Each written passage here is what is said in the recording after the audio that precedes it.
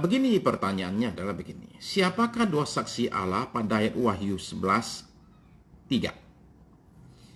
Siapakah dua saksi Allah pada ayat yang di Wahyu 11 ayat yang ketiga? Apakah mereka adalah Henok dan Elia yang belum mengalami kematian pertama dan sengaja disimpan di Firdaus? Oke. Tidak ada nggak ada petunjuknya, ya. Ada yang bilang itu adalah Elia dan Musa. Dasarnya karena Elia Musa itu ketemu dengan Tuhan Yesus di bukit, di satu bukit yang gunung yang tinggi itu, oke, di mana Yesus berubah rupa. Jadi kita nggak punya sama sekali patokan, ya. Jadi kita nggak bisa bilang itu Henok Elia, nggak tahu. Apakah binatang keluar dari dalam laut? Pada Wahyu 13 ayat 1, si antikris itu merupakan simbol kepausan. Pendapat ini beredar terutama di kalangan Protestan, terutama pada tahun abad-abad 16-17. Ya. Sekalipun sampai sekarang juga di beberapa kalangan Protestan masih menganggap hal yang sama. Ya. Jadi ya orang punya pendapat, ya. Karena juga pihak Gereja Katolik Roma juga kemudian mengatakan yang antikris itu yang namanya Martin Luther itu antikris. Jadi saling tembak, ya. Saling tembak. Apakah binatang yang keluar dari dalam bumi? Ingat, ya, di Wahyu 13 ada dua binatang. Satu keluar dari laut, satu keluar dari bumi. Tadi ditanya yang keluar dari laut itu simbol kepausan, bukan? Nah, sekarang yang keluar dari bumi, apakah itu simbol bos teknologi? Bos teknologi, orang terkaya saat ini. Saudara sekalian, penguasa dunia saat ini itu bukan pemerintah. Penguasa dunia saat ini itu adalah para pengusaha multinasional dan terutama para bos teknologi. Nah, jadi saudara sekalian, apakah itu merupakan simbol teknologi? Nggak tahu. Oke, nggak tahu. Ya. Karena ini sebenarnya yang disebut dalam binatang keluar dari dalam bumi ini sebenarnya tugasnya itu adalah dia membuat mujizat. Kita nggak tahu bentuknya seperti apa. Oke. Mujizat itu nanti membuat orang menyembah kepada binatang yang pertama. Tapi menariknya adalah binatang kedua inilah yang membuat sistem pembayaran jual beli tanpa uang tunai. Yang nomor dua, yang dari dalam bumi ini yang justru melakukan hal tersebut. Ya. Apakah itu mengacu ke simbol pos teknologi? Nggak tahu juga. Okay. Apakah Babel pada ayat Wahyu 16-19 merupakan simbol negara Amerika Serikat? Jawabannya nggak tahu juga. Banyak nggak taunya. Tapi saudara perlu tahu satu hal yang menarik yang menurut saya, yang bertahun-tahun lalu saya katakan. Bahwa pada akhirnya saudara menemukan di Amerika Serikat, menurut pendapat saya. Di Amerika Serikat. Di Wahyu itu Amerika Serikat itu sudah nggak ada. Ya. Tidak disebut. Perannya hilang maksudnya, ya. Perannya hilang. Tentu ada yang mengatakan enggak lah, itu ada burung itu kok, burung apa namanya itu, burung Raja Wali. Ada burung Raja Wali kok tuh yang membawa lari binatang wanita di Wahyu 12 itu Raja Wali. Raja Wali itu lambang Amerika Serikat. Mereka bilang demikian. Ya.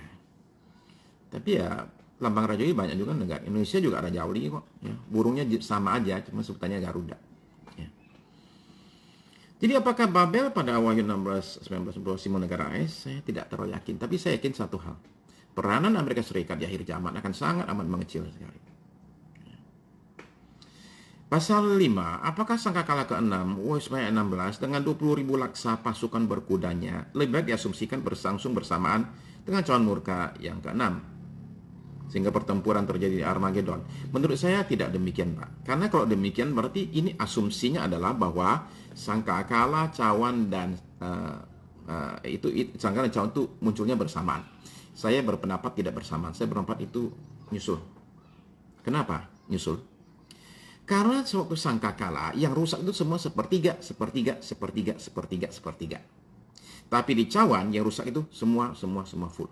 Jadi memang istilahnya apa namanya ini? Kerusakannya beda. Cawan itu lebih parah daripada sangkakala. Ya. Nah, kalau kita mau bicara soal sekarang ini, bahwa sangkakala itu isinya kerusakan lingkungan, kemudian terjadi perkuburan dipaksa pasukan tersebut. Saudara-saudara perlu tahu ya, saya baru saja mengumpulin sedikit saja data tentang kerusakan lingkungan yang terjadi saat ini. Saudara bisa ngeri loh. Kalau lihat data yang sebenarnya saya lihat ya, mengerikan sekali loh. Bumi kita itu sudah rusaknya bukan main. Sangat amat rusak. Terutama plastik. Plastik mikro, ukuran kecil banget nano itu sudah masuk ke dalam tubuh ikan. Jadi ikan yang kita makan saja itu sebagian kecil itu, saya nggak tahu, saya bilang sebagian kecil karena saya nggak tahu jumlahnya berapa. Sebagian kecil itu sudah ada plastiknya dalam tubuh mereka, tubuhnya ikan itu ya. Demikian juga beberapa tanaman tertentu kelihatan juga sudah kemasukan plastik mikro ini. Menurut para mereka yang menyelidiki ya, kita juga orang awam kan, kita nggak tahu gimana. Tapi itu yang diceritakan. Ya, jadi lingkungan kita sangat rusak. Lautan kita sangat tercemar. Jadi kalau saudara baca Wahyu mengatakan soal sepertiga air tercemar dan sebagainya, saudara mesti tahu loh ya. 30% penduduk dunia. 30% penduduk dunia itu minum air yang terkena kotoran manusia. Ya. 30% loh ya, 30%. Sebagian besar penduduk dunia itu sulit minum air putih, air bersih. Ya. Jadi kerusakan lingkungan dikatakan oleh Wahyu itu bukan sesuatu yang kalau kita baca serem gitu ya. Saudara nggak tahu aja, kita sekarang ini menurut saya dalam ukuran agak kecil udah ngalamin kayak gitu. Kerusakan lingkungan terjadi kok saudara sekalian. Keserakan manusia itu mengerikan sekali. Ya. Spesies yang hilang, hutan yang hilang, laut yang rusak, sungai rusak, itu semua di mana-mana. Itu terjadi, cuma menurut saya skalanya tidak seperti yang di sangkakala dan di cawan. Oke? Begitulah. Ya, jadi kepanjangan tuh. Anyway, saudara sekalian, saya mau bicara tentang soal sesuatu yang tidak ada di Wahyu. Paling enggak secara spesifik enggak ada di Wahyu. Tapi menjadi pembicaraan besar orang Kristen, yaitu yang namanya rapture. Ya. Saudara-saudara tahulah rapture itu seperti apa, karena itu menjadi pembicaraan orang-orang Kristen di mana-mana ya. Sekali lagi, saudara-saudara temukan menarik sekali ya, bahwa rapture itu enggak dibicarakan dengan jelas di kitab Wahyu. Okay. Nah, dia itu hanya muncul di 1 Tesalonika yang spesifik ya. Di 1 Korintus 15 ada juga, tapi secara spesifik rapture itu ada di 1 Tesalonika. Okay. Pasal yang keempat. Saya baca mulai ayat 14 ya, sampai ayat yang ke-18. 1 Tesalonika pasal 4 ayat 14 sampai 18. Karena jikalau kita percaya bahwa Yesus telah mati dan telah bangkit, maka kita percaya juga bahwa mereka yang telah meninggal dalam Yesus akan dikumpulkan Allah bersama-sama dengan Dia. Ini kami katakan kepadamu dengan firman Tuhan. Ini firman Tuhan nih, ya, oke? Ya. Kita yang hidup, yang masih tinggal sampai kedatangan Tuhan, sekali-kali tidak akan mendahului mereka yang telah meninggal. 16. Sebab pada waktu tanda diberi, itu pada waktu penghulu malaikat berseru dan sangkakala Allah berbunyi, maka Tuhan sendiri akan turun dari sorga dan mereka yang mati dalam Kristus akan lebih dahulu bangkit. Saudara mesti perhatiin urutannya loh ya, penting ya. Penting tuh gini, oke? Katanya ada tanda diberi, yaitu wujudnya adalah penghulu malaikat berseru. Ingat ya, yang berseru itu bukan malaikat yang biasa-biasa. Ini chiefnya ya, penghulu malaikat. Dia berseru, ya, dan sangkakala Allah berbunyi.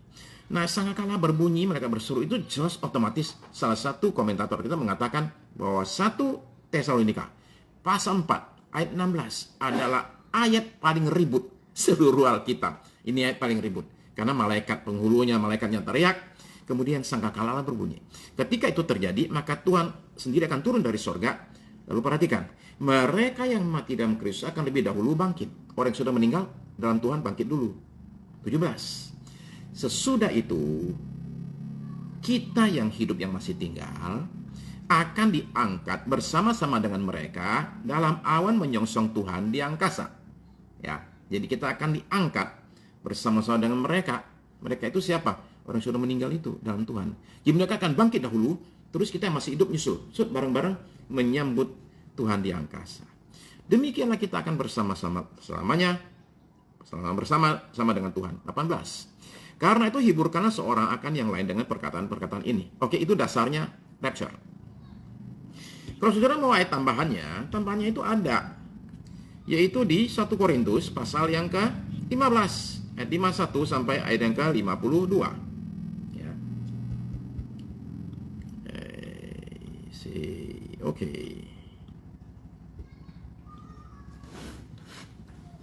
1 Korintus pasal yang ke-15. Di ujungnya ya, ayat 51 sampai dengan 52. Sesungguhnya aku menyatakan kepadamu suatu rahasia. Bukan gini, Yoel Christian 98. Orang meninggal sekarang masih belum masuk. Maksudnya ini yang bangkit ini badannya ya. Badannya bangkit ya. Jadi badannya semua itu bangkit semua ya. Kebangkitan tubuh ini maksud ya. Doa malam yang terakhir Suki Panci, doa malam terakhir tidak ada apa ada di IG, tidak ada. Saya tidak rekam. Oke. Kepanjang 1,5 jam itu ya. 1 jam 40 menit, panjang banget. Ayat 51 ya. 1 Korintus 15 ayat 51. Sesungguhnya aku menyatakan kepadamu suatu rahasia. Kita tidak akan mati semuanya, tetapi kita semuanya akan diubah. Dalam sekejap mata, pada waktu bunyi nafiri yang terakhir. Sebab nafiri akan berbunyi dan orang-orang mati akan dibangkitkan dalam keadaan yang tidak dapat binasa dan kita semua akan diubah. Nah, yang ini enggak persis, enggak jelas mengatakan bahwa kita akan diangkat. Yang dikatakan diangkat itu adalah 1 Tesalonika pasal 4 tadi itu. Oke, itu dasarnya saudara-saudara sekalian, ya. Nah, jadi saudara perlu tahu satu hal yang penting. Tidak semua orang Kristen percaya akan pengangkatan. Ya. Jadi saudara-saudara jangan jadi panas. Kalau ada orang bilang, "Mas, saya nggak percaya." It's okay, nggak apa-apa kan? Ya. Nggak apa-apa, ada orang, terutama orang-orang barangkali dari kalangan Protestan yang ini reform dan sebagainya, mereka nggak percaya dengan yang namanya pengangkatan. Oke. Saya kurang tahu dengan gereja Katolik. Ya. Jadi it's okay ya. Masing-masing orang punya keyakinan masing-masing. Katolik biasanya preteris. Mereka percaya wahyu sudah lewat. Ya. Jadi karena itu mereka kelihatannya nggak akan terlalu yakin dengan yang namanya rapture ini. Jadi kalau ada orang Kristen tidak percaya adanya rapture, saudara jangan kaget, jangan bingung ya, biasa. Oke? Ya. Nah, tapi semakin lama, semakin banyak yang percaya akan keberadaan yang namanya pengangkatan ini. Cuman begini, saudara sekalian. Orang yang percaya akan rapture, itu bisa beda pendapat dan cukup sengit soal kapan rapture-nya. Oke, kita sepakat ada rapture. Tapi kapan? Nah, di situ terjadilah pertempurannya. Nah, pertempuran ini... saya pakai kata pertempuran nggak bagus ya, perdebatan ya. Nah, perdebatan ini itu menjadi bikin pusing gara-gara banyak orang suka meramal, kasih tanggal, ya. Tanggal ini, tanggal itu, ya. 2011, saudara-saudara tahu Harold Camping ngabisin jutaan dolar untuk apa? Pasang iklan di sepanjang jalan di Amerika Serikat, billboard dipasangin untuk mengatakan Tuhan Yesus akan datang pada tanggal 21 Mei tahun 2011. Milenium mulai terjadi, pengangkatan terjadi di situ. Ya. Kan nggak terjadi kan? Jadi kata Harold Camping yang meramal itu, oh maaf, saya meleset 5 bulan. Dibilang sekarang ganti Oktober tahun 2011, tanggalnya sama 21. Meleset juga kan? Meleset. Terus dia bilang apa? Oh begitu, ternyata saya keliru tuh begini, saudara sekalian. Ternyata memang 21 Oktober sudah terjadi. Sudah terjadi itu. Tuhan itu sudah datang, sudah mulai judgment. Ya. Jadi itu sudah terjadi penghakiman itu, terakhir itu. Loh kok nggak kelihatan, Pak Pendeta? Oh ya, karena itu roh. Jadi nggak ketok. Gimana itu? Belum ya, saudara-saudara tahu ya. Ini ada lagi ya, ramalannya. 18 September, minggu depan. Minggu depan ada lagi. Minggu depan ya? Ya udah minggu lagi lah. Pengangkatan saudara sekalian. Jadi kita nggak akan sempat baca Alkitab sampai habis. Baca di sorga aja. Katanya begitu. We'll see. Jadi kalau kita lihat tanggalnya ya. Berarti tanggalnya ini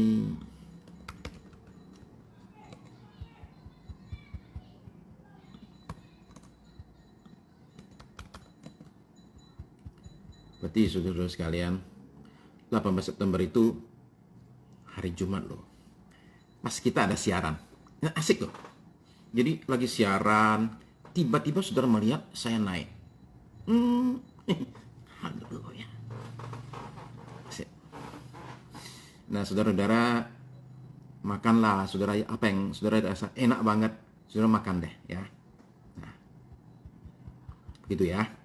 Makan ya, oke. Jalan-jalan udah nggak keburu, oke? Too late. Kenapa? Soalnya ada lockdown, nggak bisa jalan-jalan. Ya udah makan aja ya, ya. Okay. Katanya, ya nanti kita lihatlah saudara sekalian. Kalau betul terjadi pengangkatan, itu kabar bagus. Semua utang kita lunas.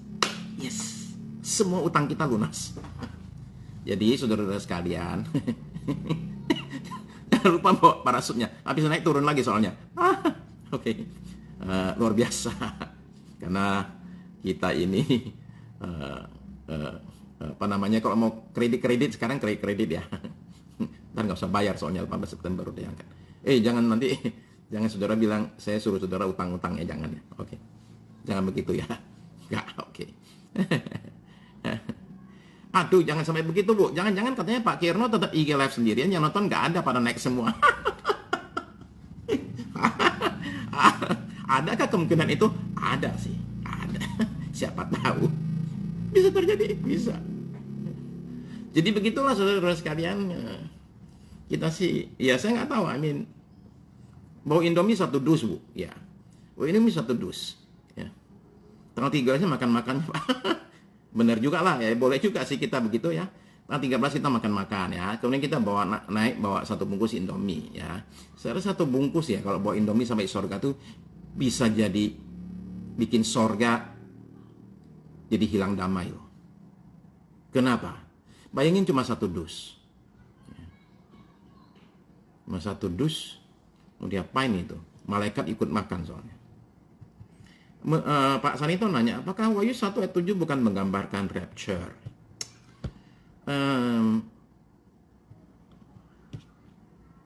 Itu ada pendapat yang mengatakan begitu, Pak. Ya. Ada pendapat yang mengatakan demikian. Ya. Tapi Pak, yang menjadi masalah adalah kalau menurut Pretrip, ini bukan rapture, Pak. Menurut Pretrip ini bukan rapture. Rapture adalah Tuhan Yesus itu nggak datang di awan-awan dan semua mata melihat. Enggak. Kedatangannya itu diam-diam, nggak ada tanda-tanda. Jadi ini Wahyu 1:7 itu mengatakan dia datang, semua bangsa akan meratapi dia. Enggak, itu menurut Pretrip itu bukan rapture. Ya. Rapture itu sekali lagi diam-diam terjadi. Nah, kalau yang Wahyu 1:7 itu adalah kedatangannya kali yang kedua, betul-betul di ujung sekali. Ya, jadi menurut pemahaman daripada Wahyu 1:7 menurut Pretrip bukan rapture. Yang masih pengen Indomie, kakak diangkat. Ya, barangkali itu sebabnya ya Bu ya. Kenapa yang ikut siaran ini hari Jumat nanti semua diangkat, sayanya nggak diangkat? Karena saya masih pengen Indomie, terus terang. Saya baru beli 10 bungkus. Ya. Rasa sambal matah. Ya. Karena di mana-mana nggak ada. Saya terpaksa beli online. Ya. Bisa jadi kagak diangkat. Memang Indomie itu betul-betul menjadi penghalang antar kita dengan sorga. Jadi apa maksudnya ada 2 kloter pengangkatan ya Pak? Oke, saya jelasin ya. Oke, kita bicara soal 2 kloter ini ya. Oke, begini saudara sekalian. Pengangkatan itu tadi di 1 Tesalonika itu ya. Itu kata yang dipakai adalah harpazo. Rapture itu dari bahasa Latin rapto ya. Pak, bahas soal merelakan dong. Merelakan yang mana nih? Pak Andri Kristianto, bahas soal merelakan. Merelakan apa ya? Saya masih belum menangkap. Ya. Oke, saudara-saudara sekalian. Begini ya. Jadi jalan ceritanya adalah begini. Oke. Bahwa saya nggak begitu suka Indomie Pak. Karena pengen diangkat. Waduh, jangan begitu dong. Indomie itu enak. Begini, menurut Daniel pasal yang ke-9 ayat 24 sampai 27 itu ada 1 orang penguasa. Babel pelacur besar itu menggambarkan siapa Pak?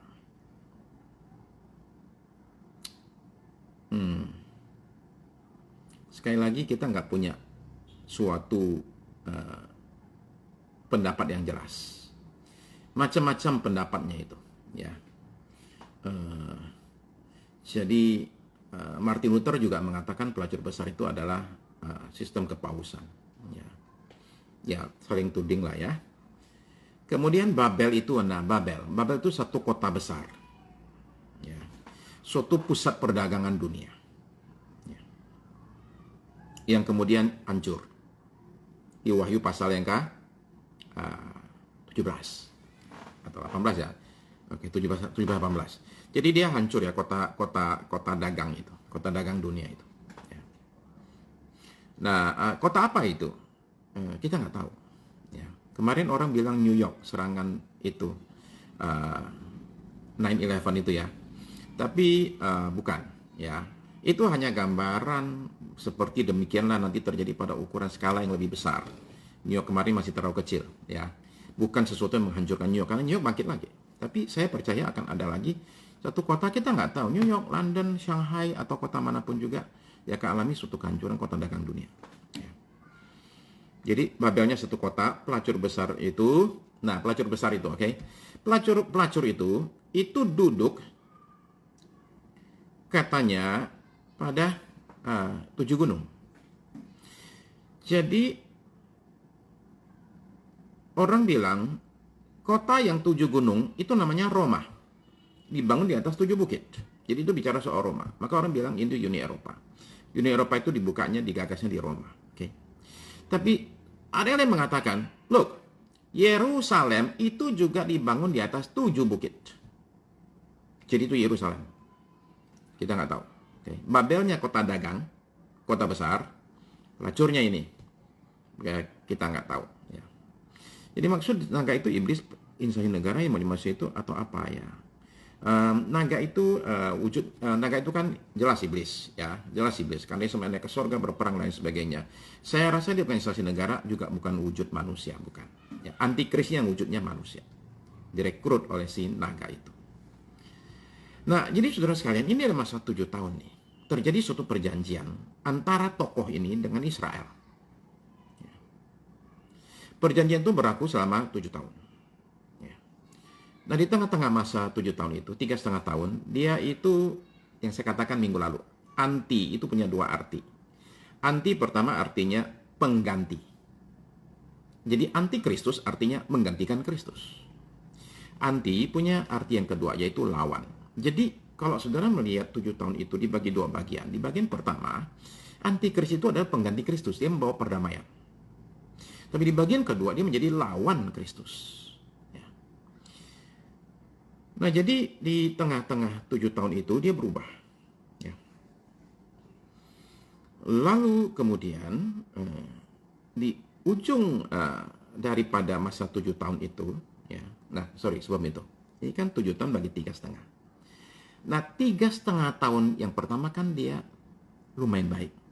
3,5 tahun terakhir dia jahat. Nah, 3,5 tahun terakhir ini itu yang disebut dengan nama, kerennya bahasa Inggrisnya, tribulation, tribulasi, penderitaan besar, masa kesusahan besar. Istilah kita bahasa Indonesianya, masa kesusahan besar, the great tribulation. Oke, ya. Nah, tapi 7 tahun itu sendiri itu namanya tribulation. 3,5 tahun terakhir namanya great tribulation. Jadi 7 tahun di Kristus masa kesusahan, 3,5 tahun terakhir masa kesusahan besar. Ya, oke. Jadi yang paling berat itu adalah di 3,5 tahun terakhir, saudara sekalian. Itu masa-masa paling berat.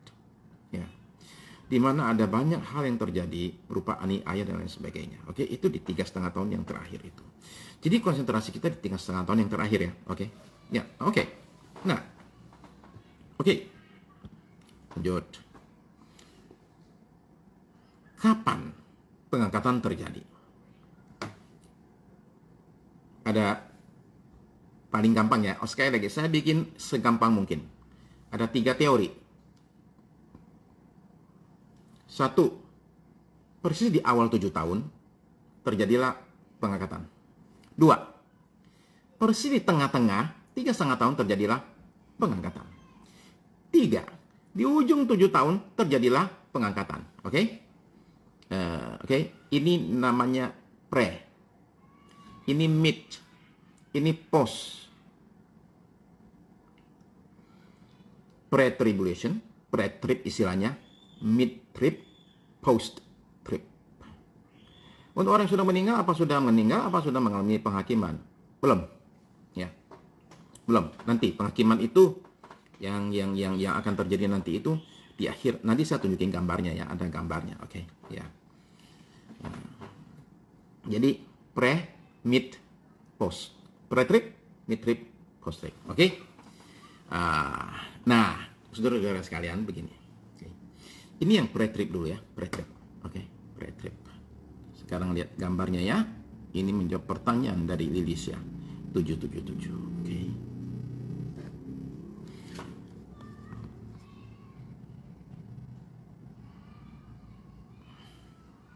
Apakah 2 Tesalonika pasal yang kedua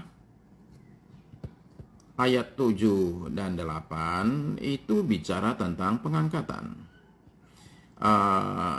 Ayat ini anehnya, oke, yaitu bicara soal antikris soalnya itu ya.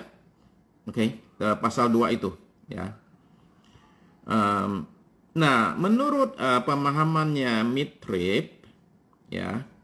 Menurut pemahamannya Mid-Trib, itu 2 Tesalonika pasal 2 ayat 7 sampai 8 itu dianggap sebagai bentuk pengangkatan. Tapi teori Mid-Trib ini kurang banyak disukai orang ya, kurang banyak dianut orang lah istilahnya begitu. Oke. Ya, nanti saya bicara sebentar soal Mid-Trib ya. Nah, begini, saudara sekalian. Saudara perhatikan ya. Sini ya.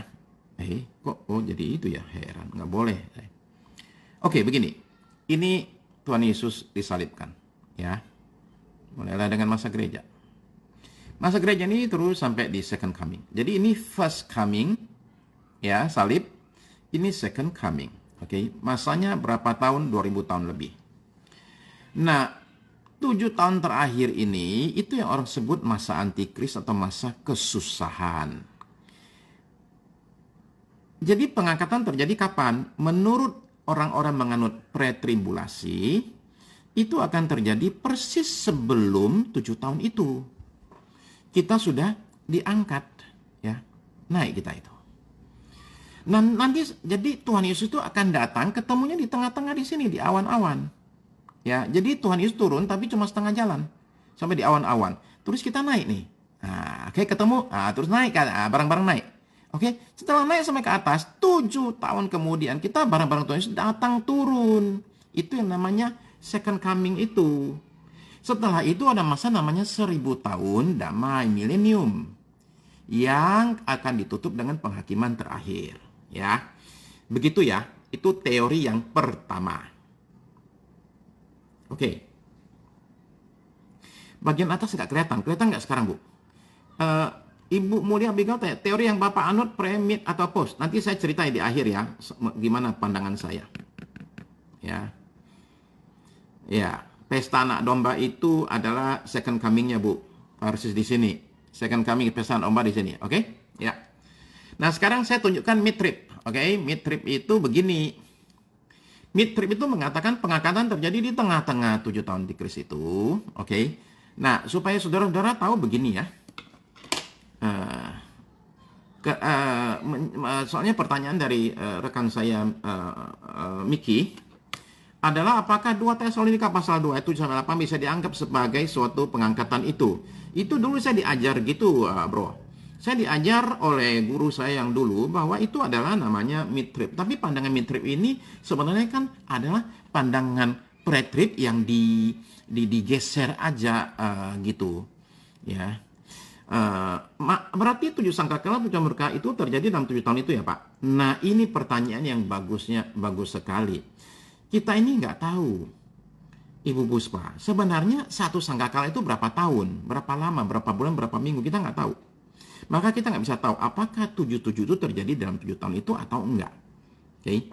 Tapi asumsi saya yang pasti adalah 7 calon murka itu pasti terjadi dalam 7 tahun itu. Asumsi saya. Ya. Karena kita lihat begini ya. Di Wahyu 13 Antikris muncul. Oke. Itu 7 calon murka Allah itu mulainya di pasal berapa? Pasal 16. Ya. Jadi 7 calon murka itu pasti 7 tahun itu. Tapi kalau 7 sangkakala itu saya nggak tahu. Ya.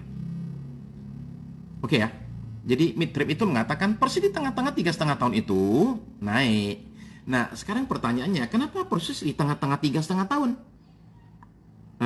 Karena 3,5 tahun itu, jadi 3,5 tahun itu berkaitan dengan pertanyaan dari Ibu Puspalin ini adalah begini, bahwa 3,5 tahun itu yang disebut dengan murka Allah.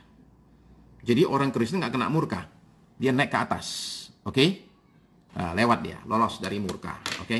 Ya, kemudian turun, oke? Lalu setelah itu turun lagi 1000 tahun penghakiman terakhir. Sekarang ini adalah sebelum saudara lihat ini, saudara mesti tahu bahwa ini mid-trip ini ada variasinya lagi ya. Oke, tapi kita nggak bicara itulah, terlalu ruwet. Oke, ini post-trip. Post-trip itu bilang begini. Post-trip mengatakan begini. Gereja itu akan memasuki masa 7 tahun ini. Oke? Lalu kemudian naik ke atas, kemudian di tengah-tengah ya, nggak naik sampai surga ya. Naik sampai di awan terus turun lagi. Ya. Setelah itu 1000 tahun penghakiman terakhir. Oke? Begitu ya. Mudah-mudahan ini menolong saudara-saudara untuk ngerti ya, mengenai soal rapture ini. Nah, saudara-saudara sekalian, begini. Saya kasih tahu sama saudara. Jadi, versinya pre-trip itu adalah 2 kloter. Ya, 2 kloter.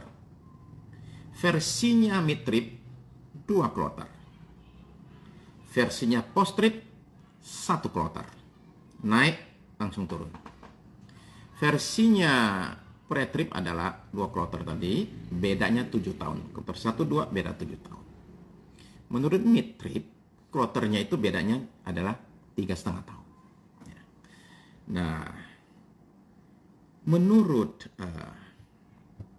orang-orang pre-trip, mereka bilang begini, kedatangan Tuhan Yesus dibagi menjadi 2 tahap.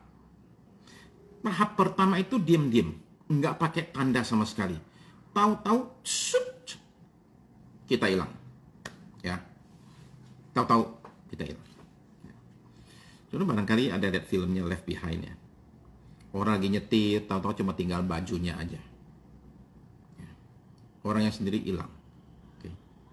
Gambaran daripada pre-trip ini sangat populer karena dibuat film, dibuat novel, dibuat buku. Dan ini ada sesuatu yang terus terang aja bagi kita semua ada sesuatu yang sangat amat menghibur hati. Kenapa? Karena kita nggak kena susah. Sebelum susah terjadi, kita udah diangkat. Kita nggak ngalami kesusahan sama sekali, saudara, menurut pre-trib ini. Ya, jadi Tuhan Yesus turun sampai di angkasa doang. Kita naik bersama dengan orang yang sudah meninggal. Bareng. Mereka dulu, kita nyusul, ketemu. Terus kemudian kita naik. Lalu kemudian kita turun. Oke? Ya. Nah, ketika naiknya itu, diam-diam, nggak ada yang tahu, nggak ada tanda. Nah, ketika datang lagi lah, itu baru terjadi heboh, semua mata melihat. Ya, nah gitu. Oke.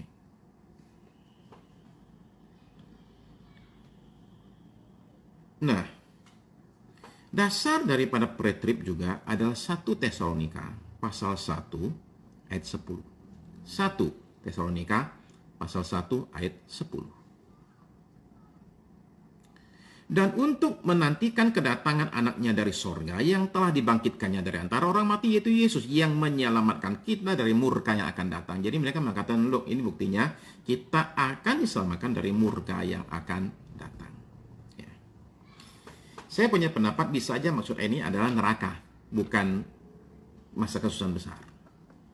Ya, bisa aja ini adalah bicara soal neraka, bukan masa kesusahan besar.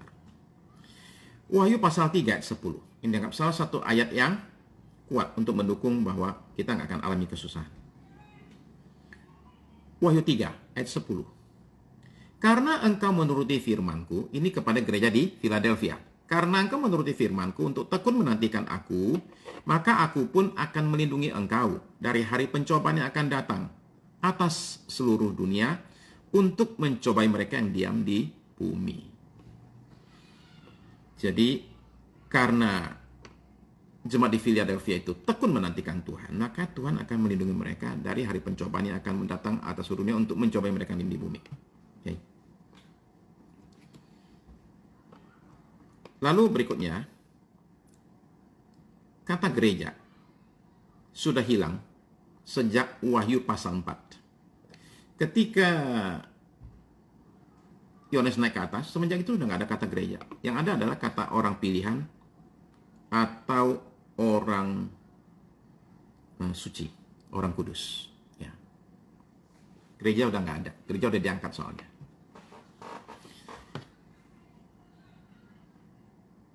Jangan-jangan ketika pendapat ini sama terjadi Pak, pre-mid and post. Ya sudahlah, kalau demikian lah, kita nggak usah terlalu ribut ya. Nah, saudara sekalian, begini, kita nggak bisa berasumsi menurut saya dari berdasarkan bahwa nggak ada istilah itu. Ya, ini minggu depan kita bicara soal Tritunggal ya. Ya itu kan dasarnya karena nggak ada istilah Tritunggal, maka ditolak. Nah, jadi ini mengatakan kata gereja udah nggak ada. Kata gereja nggak ada, saudara sekalian. Tapi saudara juga perlu tahu bahwa surat-surat Paulus, 2 Timotius, okay. Kemudian surat 2 Timotius, surat Titus, surat 1-2 Petrus, surat Yudas. Itu semua nggak ada kata gereja. Emang gereja nggak ada di situ? Kan nggak kan? Untuk doa malam ini apa ada rekaman di IGTV? Oh, kalau nggak kepanjangan saya rekam Pak, tapi kayaknya kepanjangan ini ngomongnya ini dari tadi panjang lebar bicara soal Indomie dan micin lagi Pak. Saya harap ini bisa direkam ya, karena saya janji sama satu orang bahwa ini akan direkam. Penghakiman itu di bumi apa di mana Pak? Penghakiman itu pada waktu itu di Wahyu pasal 20 Bu ya. Ya. Wahyu pasal 20.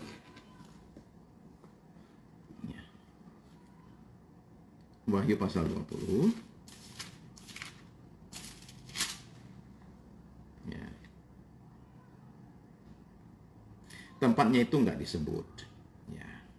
Sebab waktu itu langit dan bumi udah hilang. Jadi jelas bukan di langit bumi ya. Ya, ini buat Ibu Vernita yang tadi nanya. Di bumi apa di mana Pak? Buminya udah hilang. Ya, udah hilang. Oke. Okay. Jadi menurut 1 Tesalonika 1 ayat 10 yang terjadi di pre-trib ya Pak. Mereka mengatakan itu. Oh, ini wifi lagi nggak ada, banyak putus-putusnya. Oke Pak, sip. Ya, sip. Menurut satu tes 1 ayat 10 yang terjadi adalah preterip. Menurut preterip itu mendukung mereka. Menurut saya itu nggak kuat. Karena yang dikatakan murka itu bisa aja neraka. Ya. Nah, bagaimana dengan Wahyu 3 ayat 10? Yang mengatakan bahwa kepada gereja Philadelphia, karena kamu menurut menantikan aku pun akan lindungi engkau dari hari pencobaan yang akan datang atas seluruh dunia untuk mencobai mereka yang diam di bumi. Nah, jadi kalau saya lihatnya ini didebat oleh kelompok lain, yaitu mengatakan begini, simple sekali. Itu bukan hari penghakiman, bukan hari penghukuman, bukan hari murka, itu hari pencobaan. Ya. Dan Wahyu 3 ayat 10 ini adalah janji ini hanya diberikan kepada gereja Philadelphia. Tidak dikasihkan, nggak berlaku untuk gereja di Tiatira, di Sardis, Laodikia, enggak. Ya. Gereja yang murni seperti Philadelphia dijanjikan demikian. Nah, hari pencobaan akan datang atas seluruh dunia, mencobai mereka yang diam di bumi, bukan menghukum loh ya. Sementara wahyu itu hukuman, ya. Jadi dan yang lagi penting lagi, gereja Philadelphia udah nggak ada. Ya. Jadi itu adalah kelemahannya pretrib. Begini. Jadi saudara tolong ingat ya. Tadi jelas sekali urutan kata Paulus. Penghulu malaikat berteriak, berseru, sangkakala berbunyi, Tuhan turun dari sorga, orang mati bangkit lebih dahulu, lalu kita yang masih hidup nyusul ketemu Tuhan di angkasa. Berarti orang mati harus bangkit dulu, baru pengangkatan. Betul nggak? Betul kan? Oke. Ingat lagi ya. Orang yang sudah mati dalam Tuhan, bangkit dulu, naik ke angkasa, kita nyusul, ketemu Tuhan. Masalah besar untuk pre-trib adalah begini. Bahwa menurut Wahyu, pasal yang ke-20, ternyata kebangkitan orang mati itu terjadi sesudah Tuhan datang. Nah ini teman saya ini nih. Miki ini nih, ketawa dia sekarang dapatkan jawabannya. Saudara paham ya? Sekali lagi logika 1 Tesalonika 4 ayat yang ke-14 ke atas mulai. Malaikatnya berseru, sangkakala berbunyi, Tuhan turun, orang mati bangkit dulu, kita yang hidup nyusul. Ingat ya, kita yang hidup nyusul loh. Orang mati bangkit dulu, baru kita yang hidup nyusul. Masalahnya orang yang mati, yang hidup lagi, bangkit lagi, ternyata ada di Wahyu 20. Sementara Tuhan Yesus datang kembali Wahyu 19.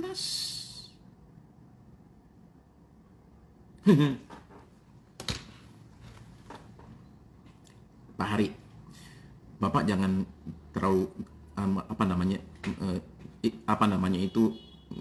ikut-ikut semuanya. Saya bisa salah juga loh. Ya, saya bisa salah juga. Bisa keliru juga.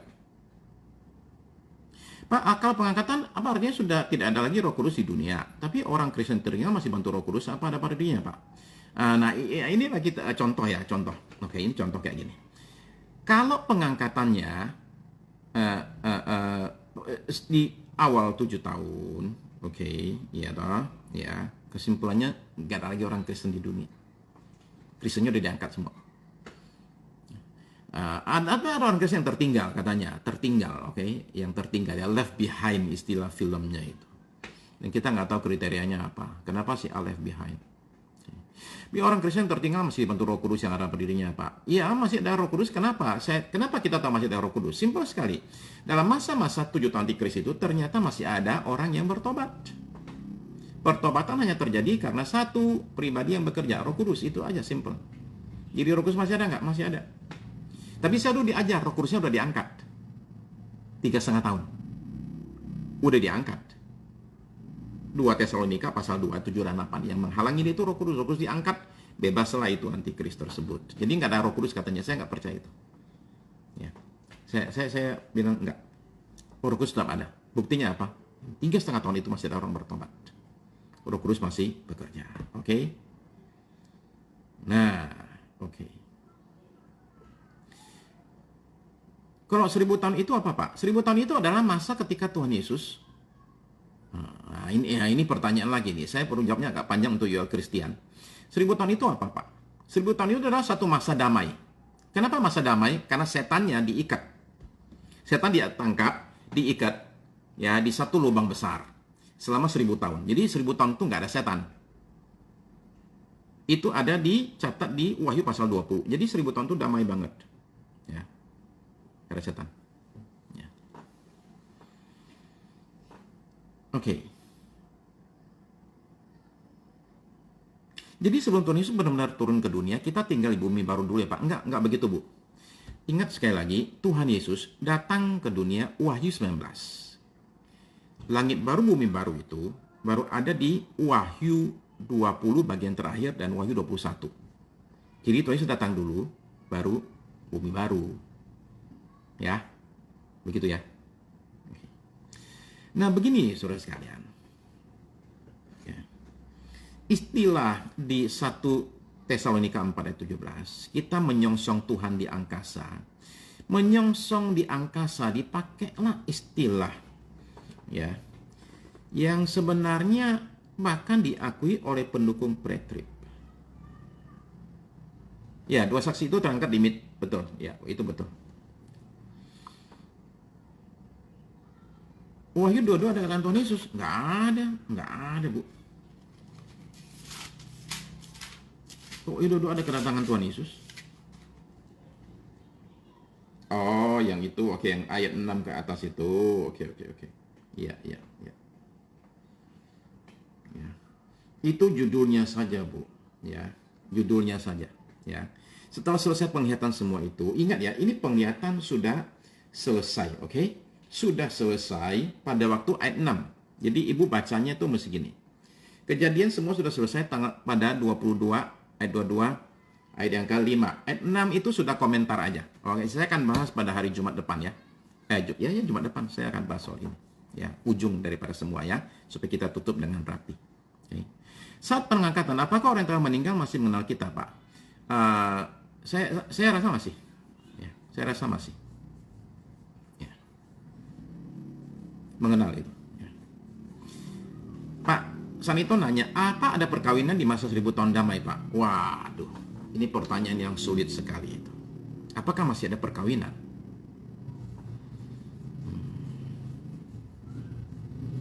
Ini barangkali buat yang jomblo ya. Jomblo kayaknya nggak ikut acara ini deh.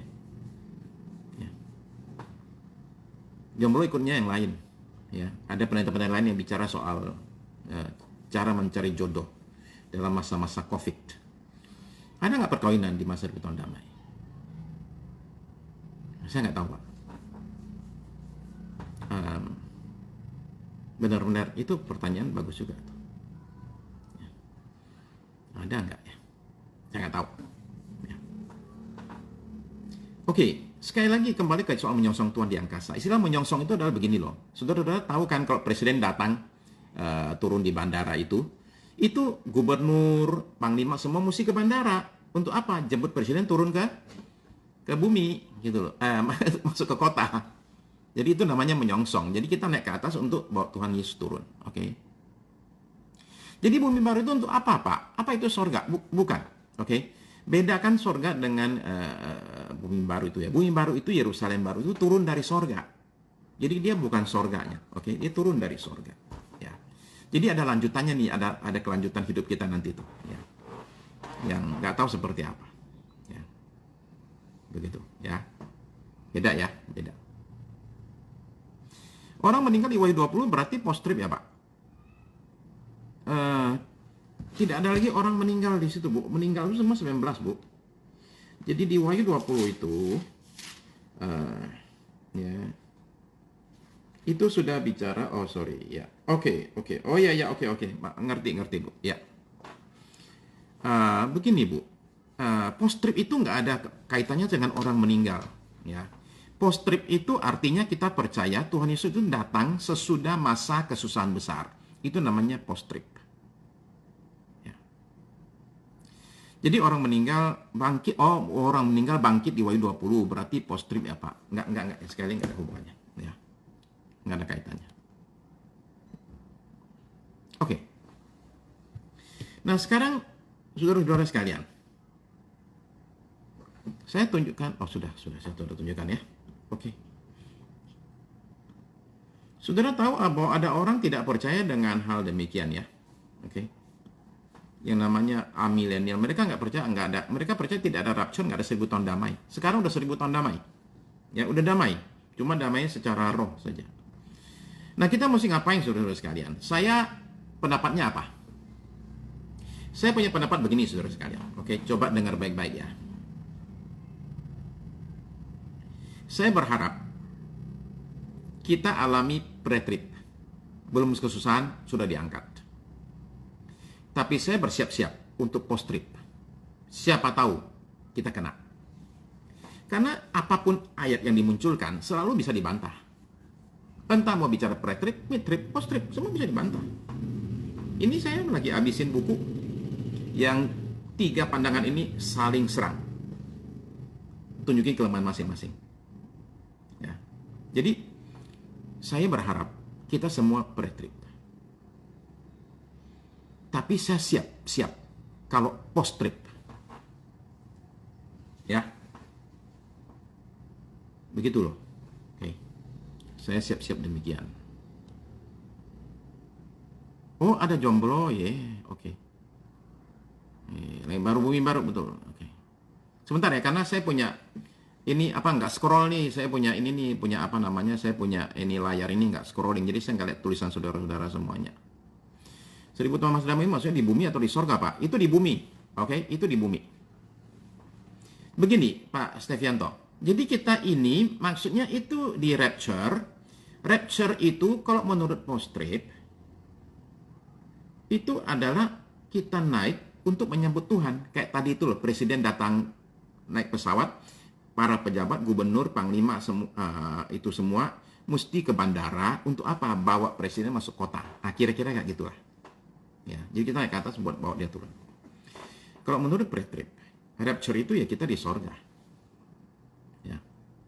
Nanti kemudian 7 tahun kemudian kita turun lagi. Jadi sudah di rapture itu di sorga, tapi nanti turun lagi ke bumi.